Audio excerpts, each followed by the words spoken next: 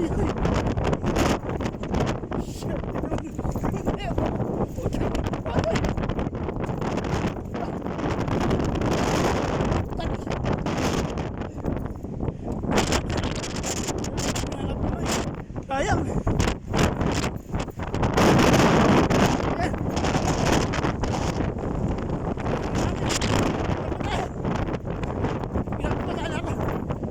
Wala ng dagat. Grabe. Yan nangyari sa akin. Disaster. Nayupak. Hiningal ako rin. Wala yun.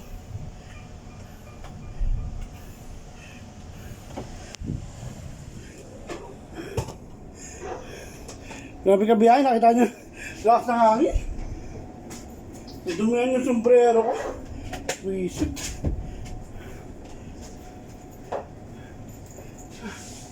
Huwag naman akong tissue.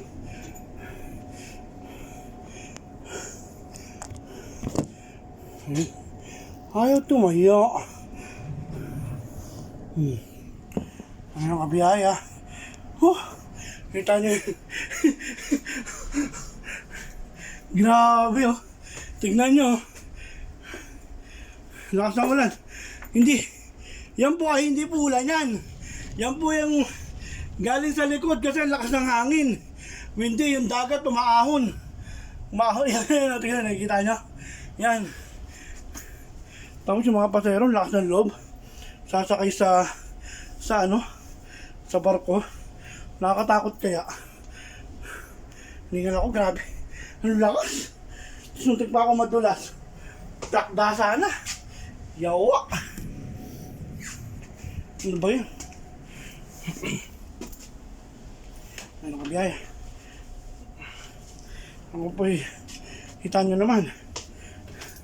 Yung sombrero ko hinangin, bisit. May nilalagay. Ito muna. Didepart na rin ako kabiyahe. Didepart ako ng 11:40. May 10 minutes pa ako. Actually, iba sa spare ako ngayon eh. Kaso binigyan ako ng biyahe ni Boss Dustin. Dapat kanina, ang ibibigay sa akin yung 106. Hindi ko alam yung diversion nun. Buti na lang, yung bus na ayos. Basa oh. Tubig dagat pa naman yan oh. Nakakainis. Hiningal ako. Masyadong intense yung hangin. Grabe na biyahe.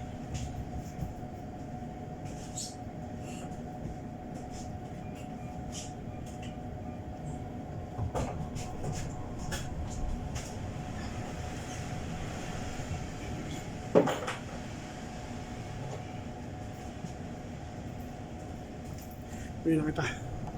At ako'y magdi-depart ng yan kabiyahe kung nakikita nyo.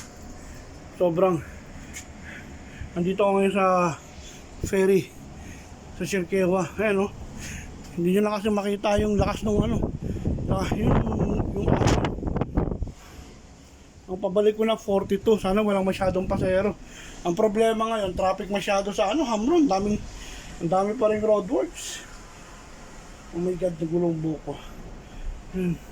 So, kamusta ka biyahe? Long time no vlog. Busy kasi. Ayun, kabiyahe. Nakakaingit sila. Nagsidatingin yung mga working permit nila. Yung mga selected ng Ireland. Marami ng lalayas. Kami na lang ang may iwan. So ako medyo inalat-alat. Sakala ako yawa.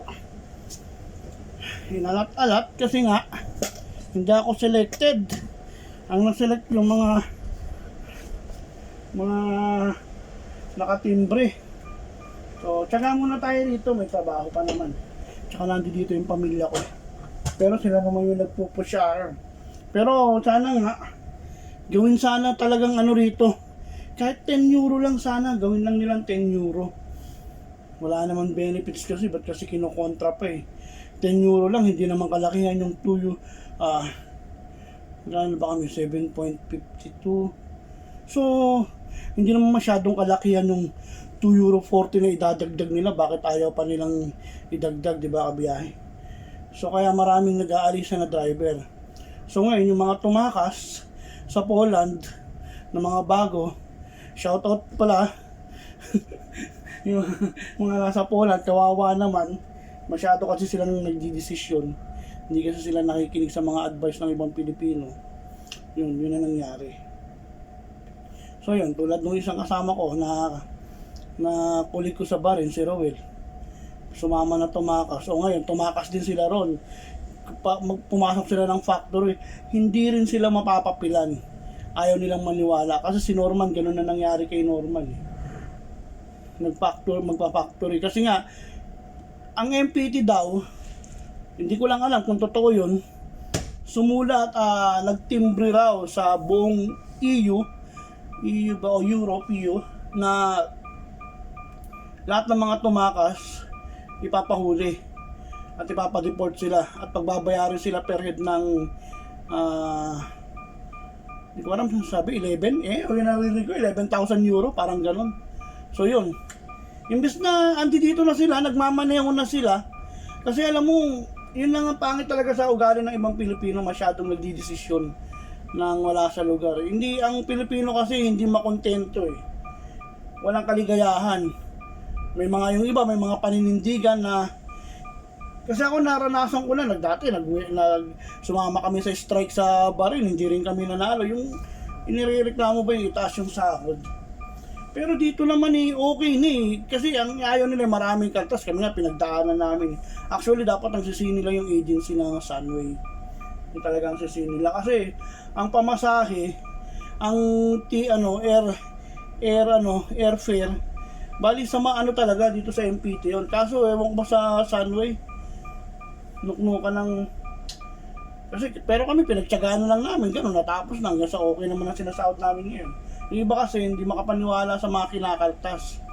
Sabi ko nga, kahit na kinakaltasan kayo ng ganyan, sumasahod naman kayo ng 1,000, ba hindi nila kayang kitain sa Pilipinas yun.